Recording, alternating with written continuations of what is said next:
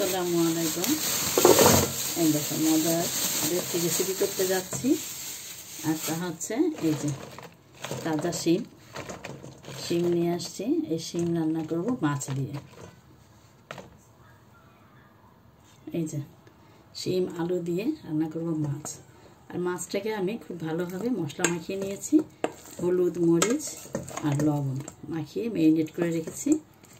এই যে এটা হচ্ছে অরাতা মাছ, এখানের একটা মাছ, তাজা মাছ আর কি। আচ্ছা, চলে আসলাম রান্নায়। আর প্রথমে আমি মাছটাকে ভেজে নেব, আর এই জন্য আমি তেল দিয়ে দিচ্ছি। চলে আসলাম মাছ ভাজতে। আর এত ঠান্ডা পড়েছে আমাদের এখানে যে রান্না বান্না কিন্তু একদম করতে মন চায় না, কিন্তু কি আর করার, খাওয়া দাওয়া তো করতে হবে, বাঁচতে হলে। আর এই তো এই জন্য দেশি খাবার নিয়ে চলে আসলাম। দেশি খাবার রান্না করারই আমি চেষ্টা করি। দেশি খাবার না খেলে ভালো লাগে না, একদম সত্যি কথা যেটা। এখন মাছগুলোকে ভেজে নেব।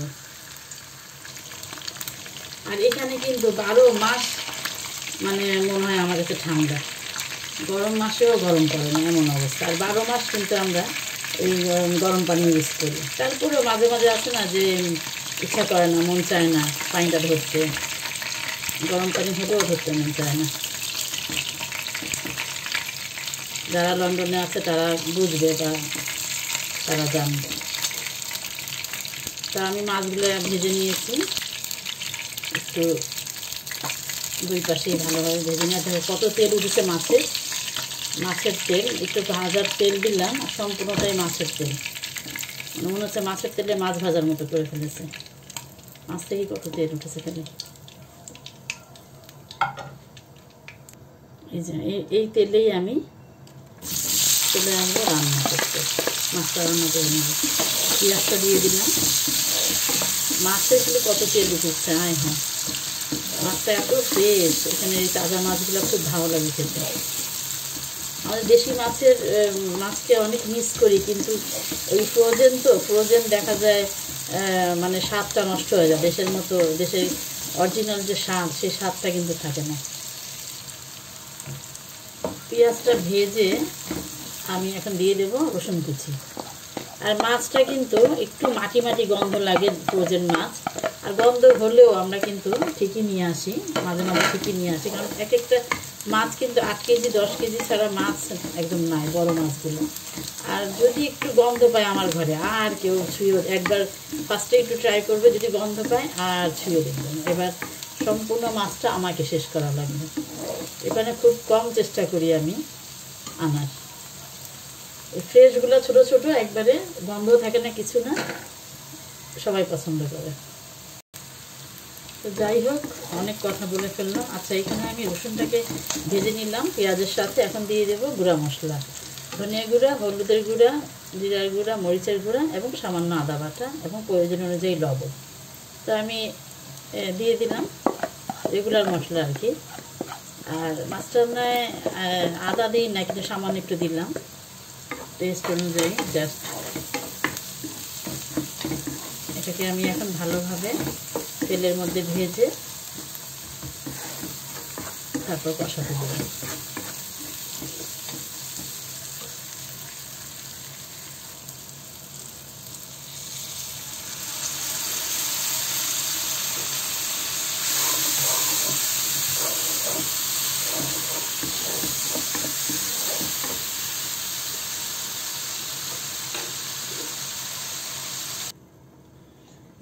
এই যে ফিরে আসলাম কিছুক্ষণ পর, কষানো হয়ে গিয়েছে।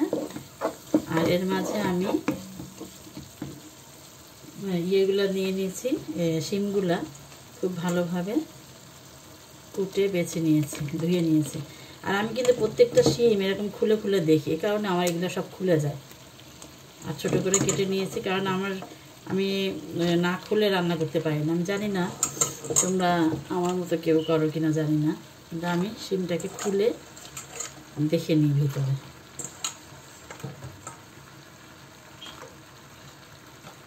সাথে একটা আলু দিয়ে এটাকে একটু মশলার সাথে একটু ভালোভাবে ভেজে নেব। মশলাটার সাথে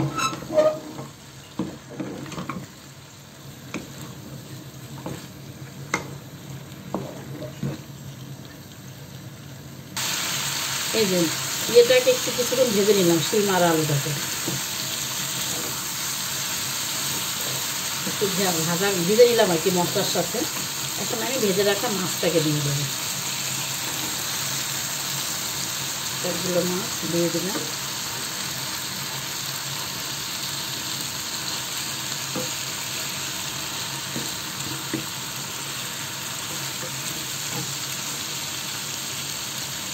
আচ্ছা, এবার দিয়ে দেব সামান্য পানি।